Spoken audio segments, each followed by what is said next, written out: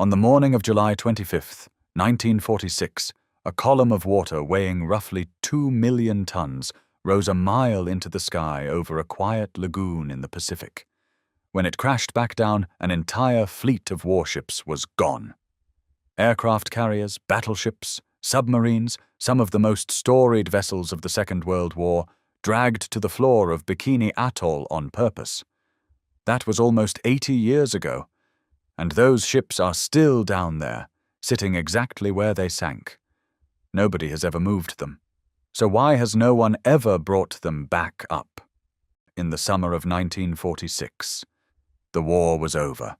The atomic bomb had ended it, and now the United States Navy was staring at a terrifying new problem. The problem was simple to ask and almost impossible to answer. In a world that now had nuclear weapons, was a navy even useful anymore? Could a fleet of steel warships survive an atomic blast? Or had every battleship on the planet just become scrap metal overnight? There was only one way to find out. You had to take real ships, load them with real fuel and real ammunition, and drop a real atomic bomb on them. So the Navy went looking for a place to do it. They needed somewhere remote, somewhere under American control, somewhere with a calm, protected lagoon big enough to hold a fleet. They found Bikini Atoll, a ring of about 20 tiny coral islands in the Marshall Islands, so small that all of its dry land added up to barely 2 square miles. There was just one complication. People lived there. About 167 Bikinians called that atoll home. In February of 1946, a military governor arrived, gathered them after church, and asked them to leave so the United States could test weapons that might one day end all wars. Their leader, a man named King Judah, gave an answer that still echoes today. He said, "We will go, believing that everything is in the hands of God." In March, they boarded a landing ship and sailed away from the only home they had ever known. They were told it would be temporary. Hold that word in your mind. Temporary. We are going to come back to it, and it is going to hurt. With the islands empty, the Navy assembled one of the strangest fleets in history. 95 target ships were towed into the lagoon and anchored in careful rows. This was not a pile of junk. This was a genuine armada, a collection of vessels so large that if it had sailed as a real navy, it would have ranked among the biggest in the world. And the ships they chose were legends. There was the USS Saratoga, one of the first true aircraft carriers the American Navy ever built, nearly 900 feet of steel that had served across the entire Pacific War. There was the USS Arkansas, a battleship so old it had escorted a president before the First World War, and had shelled the beaches of Normandy on D-Day. There was a captured German heavy cruiser, the Prinz Eugen, which had sailed alongside the battleship Bismarck. And most haunting of all, there was the Nagato, the Japanese battleship that had served as the flagship of Admiral Yamamoto, the very ship from whose deck the order to attack Pearl Harbor was relayed. Ships that had spent years trying to kill each other were now anchored side by side, waiting to die together. Here is the detail almost nobody remembers. Those ships were not empty. The scientists wanted to know what a nuclear blast would do to a living body, so they loaded the target vessels with thousands of animals. Pigs, goats, rats, and mice were placed in gun turrets and on open decks and inside sleeping quarters, stand-ins for the sailors who would have been there in a real attack. When the countdown reached 0, a genuine ark of living creatures was sitting in that lagoon. The operation was called Crossroads, and it came in 2 acts. The first bomb, dropped from a plane on July 1st, was an airburst. It was violent, but the results underwhelmed the planners. A handful of ships sank, most stayed afloat, and to the untrained eye, it almost looked survivable. The Navy grew confident, and that confidence is exactly what made the second test so catastrophic. The second bomb was different. On July 25th, they suspended it 90 feet underwater, directly beneath the fleet, and detonated it there. This was the column of water you saw at the very start of this story. A hollow mountain of the sea, a mile high, wrapping the entire fleet in a churning wall of radioactive spray as it fell. Test Baker sent about 9 ships straight to the bottom, the Saratoga among them, her flight deck buckling as she slipped under in a matter of hours. The Arkansas simply vanished into the foam. 5 days later, the mighty Nagato quietly rolled over and sank too. But sinking ships was never the real danger. What nobody in charge fully understood yet was that this underwater blast had just done something no one had planned for. It had poisoned the entire lagoon. You have to understand what an underwater nuclear explosion actually does. That 2-million-ton column of water was not clean. It was intensely, invisibly radioactive, and when it rained back down, it coated every surviving ship in a fine, deadly mist.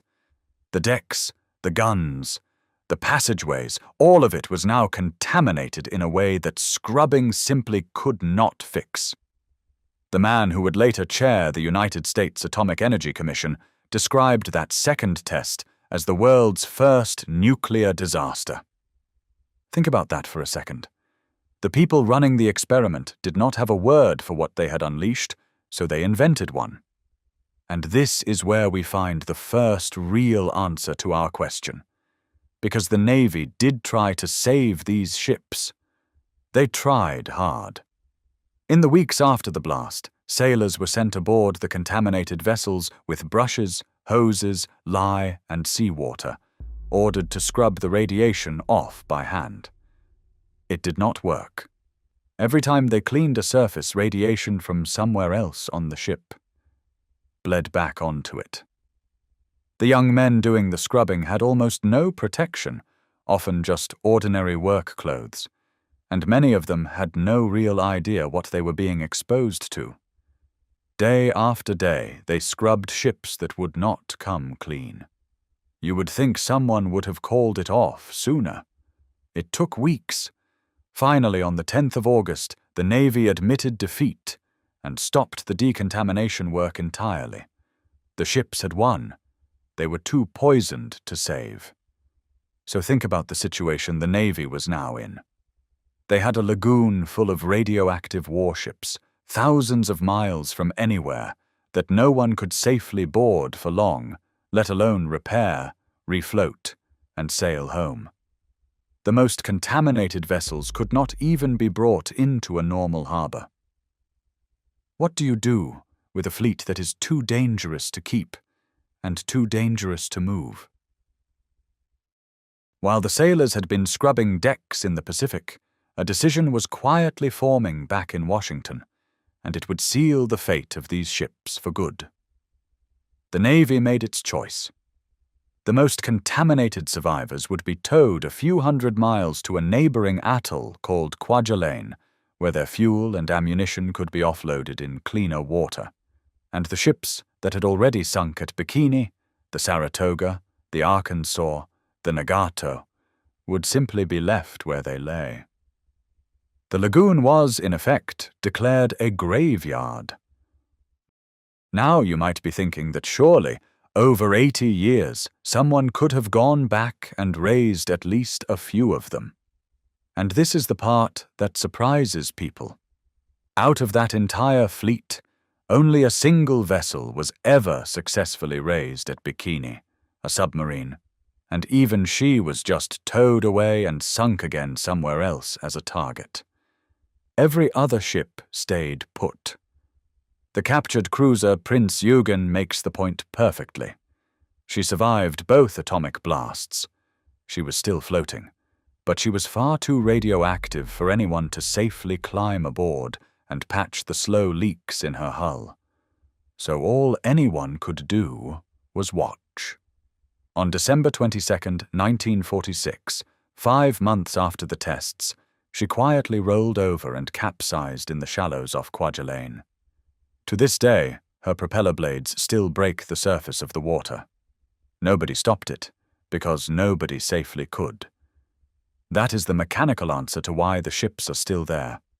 Raising a sunken warship is brutally expensive and dangerous work in the best conditions. Now add lethal radiation, a location in one of the most isolated corners of the planet, and a lagoon so remote that reaching it today still means a journey of hundreds of miles by boat. There was simply never a reason worth the cost and the risk. The ships were obsolete, they were poisoned, and they were in the middle of nowhere. So they stayed. If this story is already getting under your skin, do me a quick favor and hit subscribe, because this channel lives in exactly these places, the sites that history walked away from and never cleaned up. It genuinely helps this kind of deep dive reach more people. But the mechanical reasons are only half of it. While the Navy was writing off a fleet of poisoned steel, an entire community was being written off along with it. And the deeper answer, the one that turns this from a story about metal into a story about people, comes back to that word I asked you to hold on to. Temporary.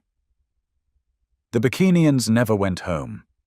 What started as a short relocation became a decades-long exile that is still going.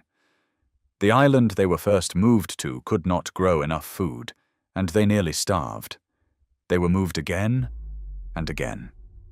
And the atoll itself was never done being used. Between 1946 and 1958, the United States detonated 23 nuclear devices at Bikini. One of them, the Castle Bravo test of March 1, 1954, was the largest nuclear weapon the United States ever set off, a 15-megaton monster that vaporized entire islands and spread fallout across the region. The ash from that single test drifted downwind onto other inhabited atolls, sickening families who had nothing to do with the experiment and had never agreed to any of it. The people of Bikini were not the only ones paying the price. In the 1970s, the government finally decided the atoll was safe enough, and some Bikinians were allowed to return home at last. It was a mistake. Within a few years, tests found dangerous levels of radioactive strontium and cesium building up in their bodies from the food they were growing in the soil. In 1978, they were evacuated all over again. And that is essentially where things still stand. The people of Bikini, now numbering in the thousands, are scattered across other islands and around the world, still unable to safely live on the land their grandparents were promised they could return to.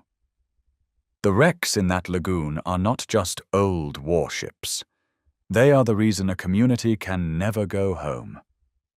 So the ships stayed down there for decades, forgotten by almost everyone. And then, strangely, the world decided they were worth protecting. In 2010, the United Nations cultural body UNESCO named Bikini Atoll a World Heritage Site. Not for its beauty, though it is beautiful, but as evidence.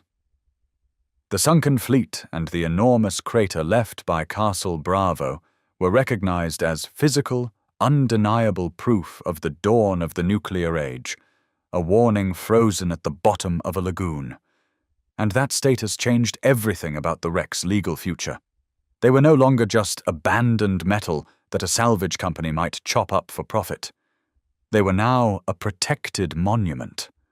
Removing them, or even taking artifacts from them, was off the table. The graveyard had become a memorial, which raises an obvious question.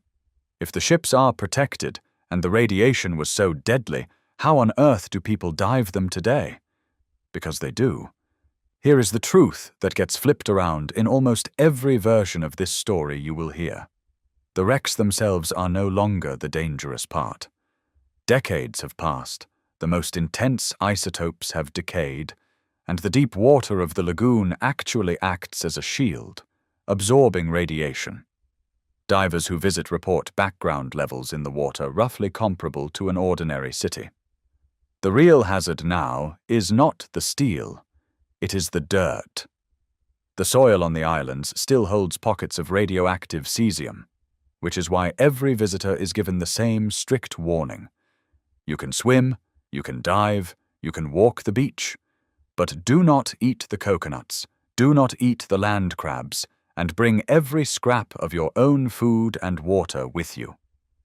The land is the thing that stays poisoned long after the water calmed down. And so a bizarre kind of tourism was born. A tiny number of the most experienced technical divers on Earth, fewer than 100 in most years, make the long pilgrimage to Bikini. They pay thousands of dollars, they travel for days, and they descend nearly 200 feet into clear blue water to glide over the flight deck of the Saratoga and swim above the upturned hull of a battleship that once fired on Pearl Harbor. It is one of the greatest wreck diving sites in the world, and almost no one will ever see it. You might think that is where the story ends. A poisoned paradise, a protected fleet, a quiet memorial that the world visits in a trickle. But there is one more turn, and it is a slow-moving one. Those ships are 80 years old, and they are dying a second death. The hulls that have sat in salt water for nearly a century are corroding, thinning, and beginning to collapse. And here is the real threat. Many of them went down still full of fuel oil. Divers today describe seeing shimmering rainbow slicks rising off the wrecks, oil escaping drop by drop from tanks that will not hold forever. In 2018, a Navy salvage team pulled roughly 229,000 gallons of oil out of just one of these ships, the Prince Eugen, in an emergency operation to stop it from poisoning the reef. And that was one ship. The fleet at Bikini still holds an unknown amount of fuel, and possibly live ammunition, inside hulls that are quietly falling apart. UNESCO itself has flagged the oil and the ordnance in those wrecks as a genuine danger, both to the divers who visit and to the fragile lagoon that has spent 80 years slowly healing. So the question we started with has a very different answer than it first appears. The ships are still there because in 1946 they were too radioactive to save. They are still there because they were too remote and too worthless to raise. They are still there because the people who could have reclaimed that lagoon were forced out and never allowed back. And now they are still there because the world has decided they must stay, as a monument the rest of us are supposed to learn from. People assumed this was just a story about old ships rusting quietly on a seabed. They were wrong. It is a story that is still unfolding, with a clock running inside every one of those hulls. As of today, the ghost fleet of Bikini Atoll is exactly where it has been since the summer of 1946. The Saratoga still rests upright in the blue. The Nagato still lies upside down in the dark. And somewhere in the lagoon, oil is still leaking slick by slick from ships that were sunk to answer a question about the end of the world. This story is not over. Not by a long way. If this is the kind of history you want more of, the places we abandoned and the reasons they never really let us go, subscribe and stay with me. There is a whole world down there, waiting